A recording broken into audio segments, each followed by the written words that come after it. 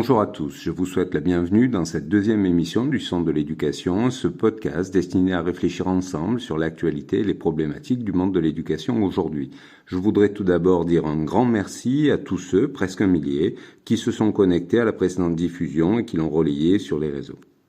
La semaine dernière, nous avions abordé le thème de l'école, pilier de la République, et nous avions terminé l'émission en remarquant que l'école était aujourd'hui en difficulté car les savoirs qui y sont dispensés sont concurrencés par d'autres types de paroles venues d'Internet, des réseaux sociaux ou des chaînes info en continu. Je vous propose donc d'aborder le thème de cette deuxième émission que nous allons appeler « L'état de l'école aujourd'hui ». Cette question de l'état de l'école se pose avec d'autant plus d'acuité que le président de la République vient de décider de réunir une troisième convention citoyenne destinée à l'éducation et plus précisément à l'étude des rythmes scolaires. Dans un pays qui a basé une partie de son développement économique sur le tourisme et qui confond régulièrement l'école et la garderie, on peut après tout effectivement imaginer qu'il est nécessaire de repenser les rythmes scolaires. Pour une meilleure compréhension de ce sujet, on peut néanmoins se permettre de faire deux remarques.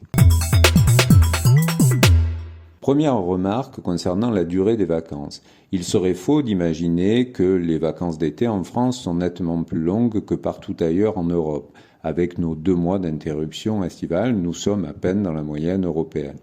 Là où la France se distingue, c'est en ce qui concerne les petites vacances qui reviennent très régulièrement, à peu près toutes les 7 semaines, et qui ont toute une durée de 15 jours, qui les rend un petit peu supérieures à la durée qu'elles ont dans les autres pays européens. Néanmoins, il est toujours compliqué de toucher à ces vacances pour cause de tourisme, comme on l'a dit tout à l'heure, et c'est pour ça que l'on a inventé le zonage, c'est-à-dire que pour certaines vacances, les académies partent à des moments différents. La deuxième question qui me vient à l'esprit et que je soumets à votre sagacité consiste à savoir si, à l'heure où l'école connaît tellement de difficultés, la question des rythmes scolaires est bien la question prépondérante que nous ayons à régler aujourd'hui. Cela nous ramène donc au sujet du jour sur l'état de l'école. Il serait illusoire de vouloir aborder ici toutes les difficultés que traverse notre école aujourd'hui. Je vais donc vous proposer de mettre en exergue un certain nombre de points saillants pour étudier quelles sont les manifestations de ces difficultés, leurs causes, mais aussi pour envisager ensemble un certain nombre de pistes pour essayer d'y remédier. Lorsqu'on veut traiter des difficultés que traverse notre école actuellement, le premier point saillant qui vient à l'esprit est l'effondrement du nombre de candidats aux différents concours offerts dans le cadre du système éducatif. L'objectif de ce podcast n'est évidemment pas de s'abreuver de chiffres, mais d'essayer de réfléchir et de comprendre.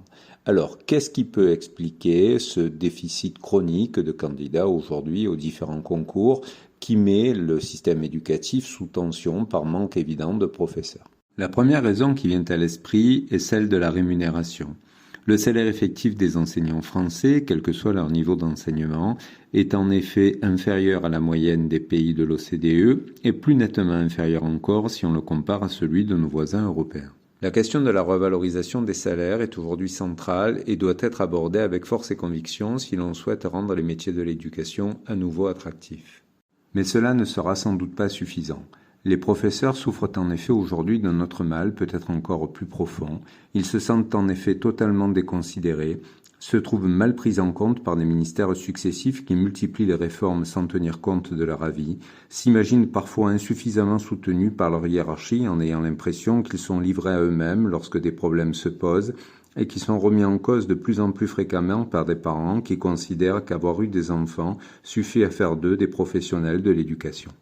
Pour réduire ce sentiment délétère, peut-être pourrait-on envisager différentes pistes de solutions. Par exemple, un système de gouvernance de notre institution moins abrupte et verticale, dans lequel des réformes, qui sont à l'évidence aujourd'hui indispensables pour faire évoluer notre système, seraient moins nombreuses, où l'on prendrait le temps de la réflexion et de la mise en œuvre, où l'on serait capable de tenir compte des avis et des suggestions exprimées, et où surtout on prendrait l'habitude de tirer des bilans des actions déjà entreprises.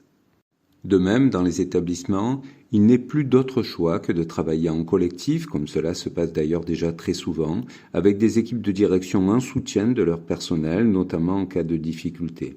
Il n'y a d'autre solution que de se rappeler que ce qu'il y a d'essentiel à l'école, c'est ce moment où le professeur seul face à ses élèves leur transmet son savoir et qu'il faut tout faire pour protéger ce moment. Il convient aussi de s'interroger sur le poids désormais excessif pris par les environnements numériques de travail avec leur messagerie intégrée, qui fait que les personnels de l'éducation sont questionnés, voire remis en cause à tout moment, à toute heure du jour et de la nuit, par des parents ou des élèves, ce qui ne manque pas d'accentuer les tensions et le découragement. Le deuxième élément saillant sur l'état de l'école que je voudrais aborder aujourd'hui concerne l'augmentation de la violence. Dans un pays où 2 professeurs sont morts assassinés, où les agressions à l'arme blanche ne cessent de défrayer la chronique, où les menaces et les agressions progressent constamment, il serait scandaleux de nier ou de minimiser ce phénomène. Il y a dans nos établissements scolaires de plus en plus d'élèves difficiles qui rendent le travail des professeurs de plus en plus compliqué et contribuent à renforcer encore le sentiment de découragement précédemment évoqué. À ce stade, je veux néanmoins préciser que l'immense majorité de nos élèves ne font jamais parler d'eux et qu'ils tentent, certes avec plus ou moins de travail, plus ou moins de concentration, plus ou moins d'investissement, de réussir leurs études. Il ne faudrait surtout pas laisser croire à nos concitoyens l'idée que certains veulent absolument véhiculer, selon laquelle nous devrions aujourd'hui avoir peur de notre jeunesse. Expliquer les causes de l'accroissement de la violence en milieu scolaire n'a pas vraiment de sens dans cette émission parce qu'en réalité, ce n'est pas à l'école que la violence augmente, mais c'est dans toute la société. Par contre, il peut sembler intéressant de réfléchir ensemble sur les solutions à apporter pour essayer d'endiguer ce développement de la violence en milieu scolaire. Alors la solution miracle viendrait-elle, comme on nous le dit fréquemment aujourd'hui, de l'installation de portiques à l'entrée des établissements, portiques dont certains seraient capables de détecter les métaux. Certes, les aides techniques sont toujours appréciables, et des portiques où les élèves doivent badger pour accéder à l'établissement existent d'ailleurs déjà dans de nombreux lycées et collèges et permettent de filtrer les entrées. On nous parle également de pouvoir faire fouiller les sacs des élèves par les forces de l'ordre aux abords des écoles. Cela reste évidemment quelque chose d'assez sécurisant, mais à l'heure où les forces de l'ordre sont occupées à tellement de missions, comment peut-on imaginer que cela soit suffisamment fréquent pour être réellement dissuasif ? D'autant que dans le cas des lycées par exemple, les élèves ont la possibilité de sortir de l'établissement à chaque récréation ou à chaque heure de trou, et qu'il faudrait donc passer la journée à fouiller leurs affaires. Enfin, comment peut-on réellement imaginer qu'il n'y a que par les portails que l'on peut pénétrer dans les écoles ? En fait, pour pouvoir véritablement améliorer les choses, peut-être faudrait-il juste se rappeler qu'il n'y a de richesse que d'hommes. En plus des portiques et des fouilles, les établissements ont besoin de retrouver des vies scolaires plus étoffées pour pouvoir surveiller efficacement, des équipes médico-sociales complètes permettant de mieux détecter et de mieux prendre en charge les élèves présentant des difficultés, et des classes moins chargées pour permettre aux professeurs de travailler dans une ambiance plus sereine avec leurs élèves. Sur l'état de l'école aujourd'hui, j'aurais aussi aimé vous parler des difficultés actuelles de la gestion des remplacements, qui fait que trop souvent, plutôt que d'assumer l'extraordinaire difficulté qu'a aujourd'hui notre institution à trouver des professeurs remplaçants, on préfère mettre en cause le prétendu absentéisme excessif des professeurs, alors que bien des enseignants viennent travailler malades parce qu'ils savent qu'ils ne seront pas remplacés et qu'ils ne veulent pas abandonner leurs élèves. J'aurais aimé vous entretenir de l'immense défi que représente un accueil efficace et performant des élèves en situation de handicap à l'intérieur de nos classes.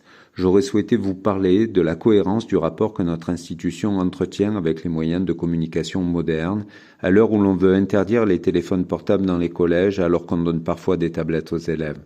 J'aurais voulu évoquer avec vous le dévoiement de la notion de bienveillance qui nous conduit trop souvent à excuser ou relativiser ce qui mériterait d'être sanctionné alors que la seule véritable bienveillance que l'on doit à nos élèves est l'exigence du progrès. J'aurais désiré réfléchir avec vous sur la demande d'autorité qui émane de l'immense majorité des parents, à condition toutefois qu'elle s'applique surtout aux enfants des autres. J'aurais aimé aborder la question du financement des écoles privées par les fonds publics qui contribuent ainsi à alimenter une concurrence déloyale et entraînent un renoncement aux souhaits des pères fondateurs qui voulaient absolument que tous les jeunes Français puissent fréquenter la même école.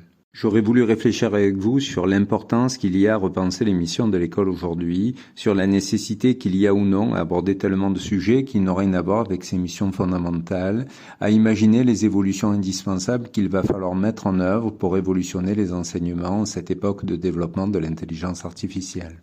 J'aurais voulu aussi et peut-être surtout vous faire sentir l'admiration que j'ai pour toutes ces personnes, enseignants, équipes de vie scolaire, personnel d'orientation et médico-sociaux, personnel de direction et agents, qui tous les jours font preuve d'une énergie et d'un dévouement extraordinaire pour faire vivre les idéaux qui ont présidé au développement de l'école de la République. J'aurais voulu enfin vous faire partager tout l'attachement que nous portons à nos élèves et toute l'envie que nous avons de les voir réussir. Mais le temps qui nous est imparti est désormais révolu et nous aurons l'occasion de revenir plus tard sur l'ensemble de ces sujets.